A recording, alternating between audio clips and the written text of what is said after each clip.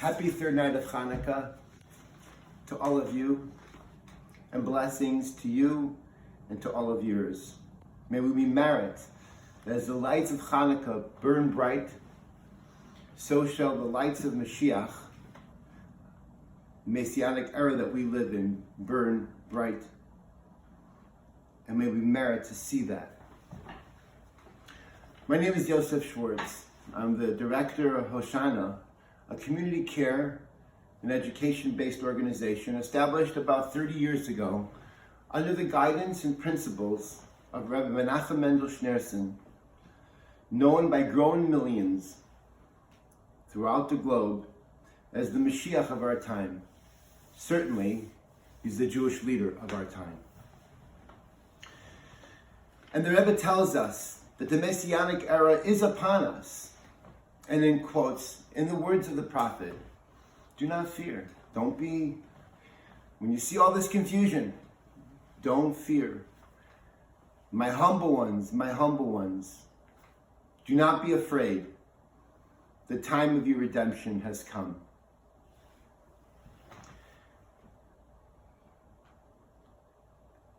So, in light of what's happening today, and some, what I believe, very unfortunate comments by a so-called rabbi in the Washington, D.C. area, within earshot of the White House, and comments that he made, I feel it's imperative that we give a perspective, the Torah perspective, the true Jewish perspective, Hasidic perspective, of what is happening today, especially in light of the Messianic times and Hanukkah. So in the Torah, there is a law, and the law is Dina de Machusa Dina, which means the law of the land is the law, unless, of course, that law contradicts a law that God has already given us. If it contradicts a covenant that God has already established, then of course, God's law is what we listen to. So, you understand the Torah. You have the two groups of laws in the Torah. The first law is given to man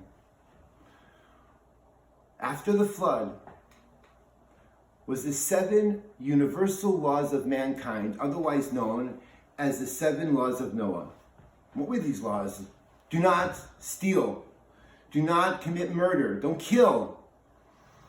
Don't be immoral. Don't lie. Don't cheat. Don't be treacherous. Don't be manipulative. Don't be uncivil. Don't be immoral. Don't be barbaric.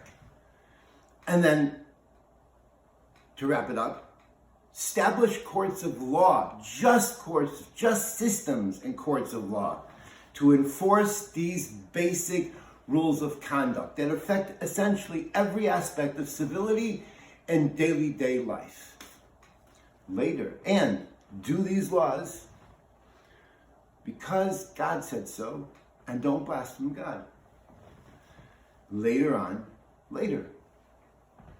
came the 613 commandments that the Jews got, which were very specific laws given to Jews, but they were managed in very specific laws that were incumbent upon Jews.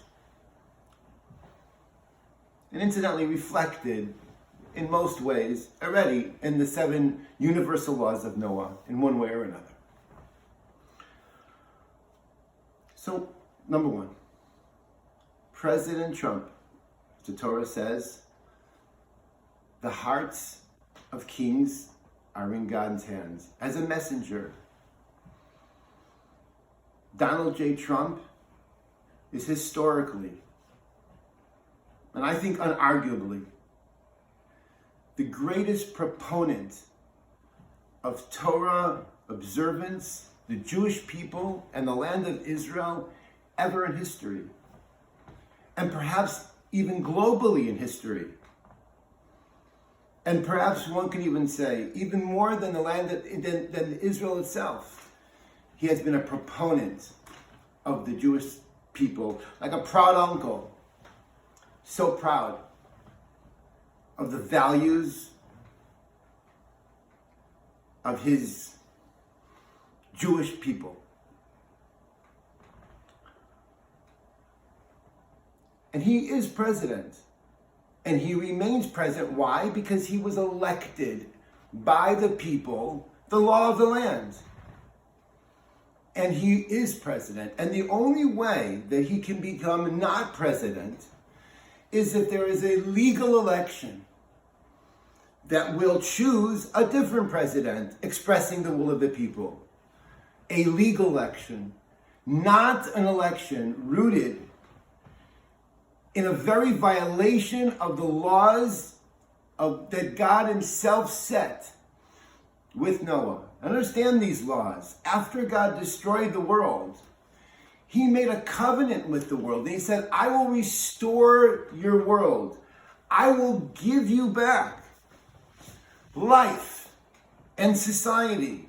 And as a reminder, every time you will see a rainbow, you will remember that I made that covenant with you, and you will keep that covenant. And that's why I will spare you, humans, and that's why I have a world. And this principle, these 7 Noachid laws, these 7 universal laws of humanity are what uphold and sustain the very life and fabric of society since then. And if you look in every single society throughout the globe for thousands of years, we in fact have rules of moral conduct. We have in fact courts of law. Maybe a tribunal, but there are courts of law. And it is our obligation to make sure they are just and fair. And when they haven't been just and fair, people have come up and insisted so. So again, as president, he is president unless there's a legal election. But certainly not an election that is a violation of theft, of treachery, of lies, deceit, manipulations. It's very, not only in that, and then in the fabric of the society exists corruption so deep that goes way beyond the election. So certainly that violation of the very, very principle and covenant established with us by God cannot be acceptable in any way, shape, or form. And anybody who even speaks about there being a succession to the presidency based on lies, deceits, fraud, manipulation, immorality. If you don't repel it, don't rebel it, you accept it. And that's a violation of the very covenant that God has given us and established with us for our own sustenance and survival. And so the very mention that anyone would say that even to mention it, and even if it, certainly before it goes through the courts, but if it must go through a just court system, and if the court system isn't just, we have the obligation to stand up and demand that these laws of morality be enforced, that there be just systems, just court systems. The Jews are known as a light to the nation. What does that mean, we're a light to the nation? We're a light to the nation because it's our obligation to teach the world about God and about these laws. The laws weren't given to Jews, they were given to everybody, to me, to you, to everybody. But that's what it means.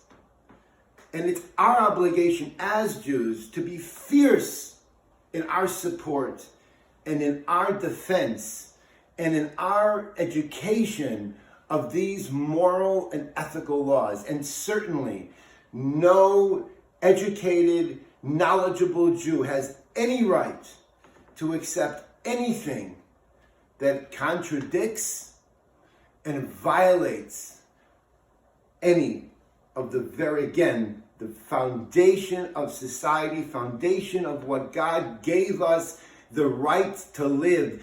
Basically, the pillar of life itself, the 7 Noachid commandments, the basic laws of morality. We must repel any and every attempt to that violation. Furthermore, perhaps in closing, the Torah tells us, the Navi, the prophet says, that in the end of times, in the Messianic era, God will fill their baskets, meaning God will fill the evil side with overflowing, their arrogance, their baskets with evil, overflowing with arrogance and deceit, so that he can take it all down. The Torah furthermore, and in Kabbalah, the Jewish mysticism, it explains even further. In the end of times, a very unique concept will happen. Prior to the Messianic era, good and bad, they're intertwined. There is no good without evil, and there's no evil without good. But in the Messianic era, good and evil will become unhinged. And on one side, you'll have just goodness, godliness. On the other side, you'll have injustice, evil, godlessness. And you and I and everyone will have to make a choice. There will become no more gray areas. And we see that happening in front of our face. So we know the Rebbe's words are true. And we know that the words of the prophets are true because we see it happening in front of us. And we see their baskets are full. And we see their arrogance, shamelessness. And we see that the systemic, and a good, important point to mention, God gave Sodom and Gomorrah, the people in the time of Noah, a great opportunity.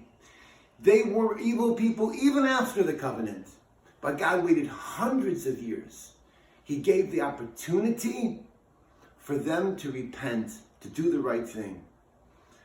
But when it came to systemic theft, the Torah tells us, when theft, open theft, was so systemic and so prevalent in Sodom and Gomorrah, that even the very justice system itself was corrupted beyond, and there was no recourse, there was no remedy for their theft. And what kind of theft was it? You think it was just bank robbing? No, the Torah tells us. The Torah tells us it was stealing a little bit here and a little bit there, under the radar, but in mass, like taking 5 cents out of your bank account, but taking out of millions of bank accounts. And that went unnoticed. And that went without any correction. And then it got more bold, and then more bold, until there was such systemic theft, corruption, and no remedy and no recourse. The justice system itself was. And then God said, I had enough when it comes to theft. And that caused the destruction of Sodom and Gomorrah. So certainly we have no right to accept the very, very systemic theft and corruption that caused its destruction. We want to be on the right side. Today, you got to choose a side. Let's choose the right side. And all of us together, wish you again a happy Hanukkah. Maybe all go forward in the light and to receive Mashiach together speedily in our days. Long live the King, our Master, our King, our Teacher, King Mashiach. May we only have good things, and may we see revealed good immediately in our times. Happy Hanukkah, and God bless.